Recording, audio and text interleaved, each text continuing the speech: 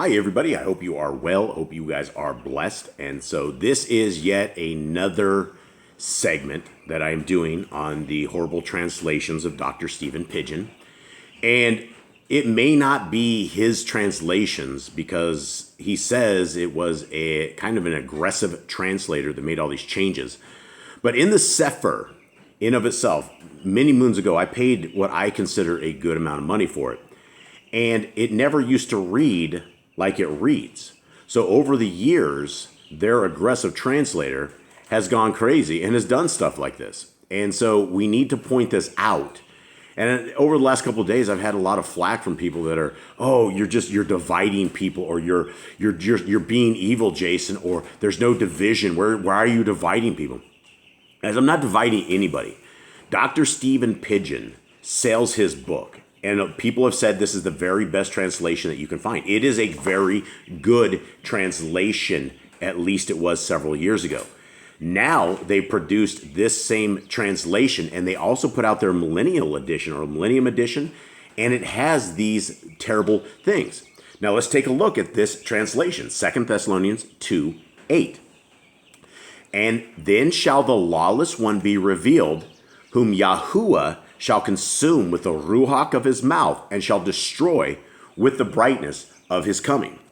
Now, we need to take a quick look at this, and if we look at this in the actual version that it is, the word that we're talking about right here is kyros, and they have a really, really hard time with the word kyros. Now, hold tight. Now, this is as close to a proper translation as they get. Now, for those who do not know, the word Lord, when you don't uppercase the entire thing with a capital L, capital O, capital R, capital D, that actually translates in Hebrew to Baal, right? The Baal, the one, the demigod, the one that we should not be worshiping. This is how it should read.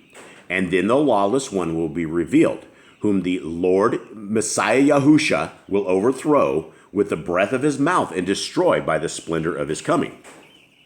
So it's a lot different than when he says in 2 Thessalonians 2:8, whom Yahuwah shall consume. And this word that seems to get these guys at the Cepher is this right here. It's the word Lord. It's the kyrios in Greek. It's noun. It's nominative, masculine, singular.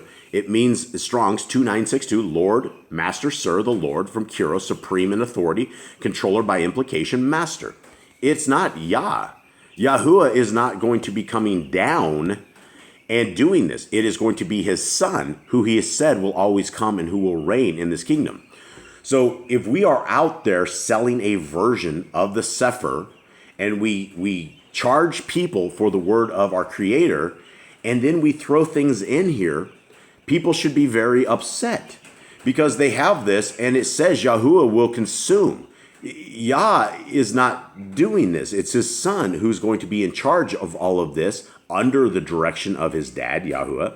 But it does not say Yahuwah. So this is yet again another horrible translation by Dr. Stephen PIDGEON.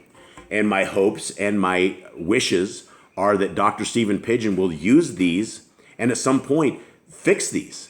So they're out there publicly so that everyone can see them. And I don't know why people are upset that I'm pointing this out.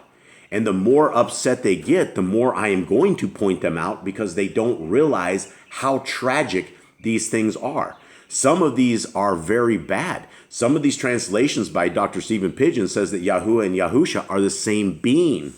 And that is incorrect. So when we want to get the right translation, if you're thinking of buying a Cepher, I would not buy the Cepher app. I would not buy the Cepher Millennium Edition. I would not buy anything of the Cepher Publishing Group at this point until they actually go through and fix this. If they are incapable or unwilling to fix any of this, then we should not be spending money on the word of Yah that is an improper translation. So hopefully this will help some of you guys out there. Much love. I'm out.